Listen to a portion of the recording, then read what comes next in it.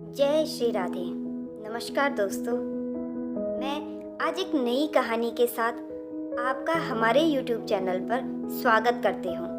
और हमारी आज की नई कहानी है मोची का लालच। तो चलिए कहानी को शुरू करते हैं। एक बहुत ही बड़ा सेठ था। उसका बहुत बड़ा मकान था।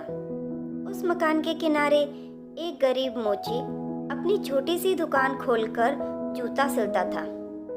मोची की एक अच्छी आदत थी कि वो जब भी जूते सिलता था भगवान के भजन गाता था। सेठ हमेशा अपने काम में व्यस्त रहता था। वो कभी भी मोची के भजन पे ध्यान नहीं देता था। एक दिन अचानक से ही सेठ की तबीयत खराब हो गई। सेठ ने अपने इलाज के लिए बहुत बड़े बड़े डॉक्टरों को बुलाया, लेकिन कोई भी सेठ की बीमारी का इलाज नहीं कर सका। सेठ की तबीयत दिन प्रतिदिन और ज़्यादा खराब होने लगी। वह चलने फिरने में भी असमर्थ हो गया था। एक दिन जब वो अपने बिस्तर पे लेटा था तो उसे अचानक से मोची के भजन गाने की आवाज़ सुनाई दी। मोची के भजन सेठ को बहुत अच्छे लग रहे थे। वह भजन सुन के इतना मंत्रमुग्ध हो गया कि उसे ऐसा लगने लगा कि भगवान साक्षात उसके पास ही बैठे हुए हैं। मोची के भजन सुन के सेठ को बहुत आनंद मिलता और भूल जाता कि वह बीमार भी है। देखते ही देखते सेठ बिल्कुल ठीक हो गया। एक दिन सेठ ने मोची को अपने घर बुलाया और मोची से कहा, मेरी बीमारी को बड़े से बड़ा डॉक्टर भी ठीक नहीं कर पाया, पर तुम्हारे भजन सुन के मैं पूरी तरह ठीक हो गया। सेठ ने मोची को धन्यवाद दिया और इनाम के रूप में उसे 50,000 रुपये भी दिए। मोची इतने सारे पैसे लेके बहुत खुश हुआ और अपने घर चला गया। पर मोची को उस रात नींद नहीं आई।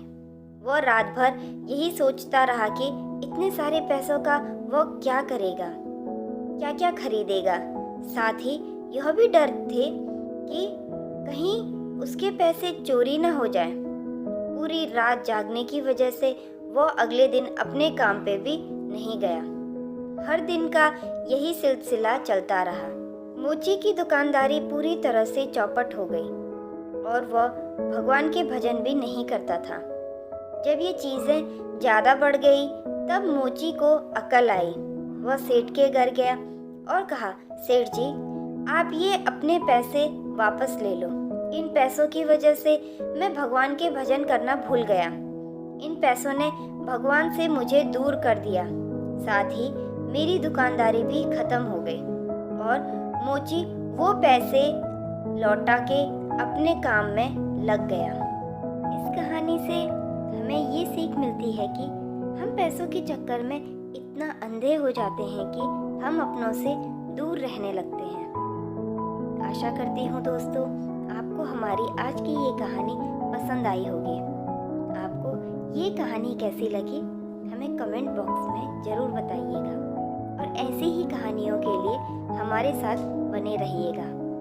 हमारे चैनल को लाइक, शेयर और सब्सक्राइब कीजिएगा। धन्यवाद।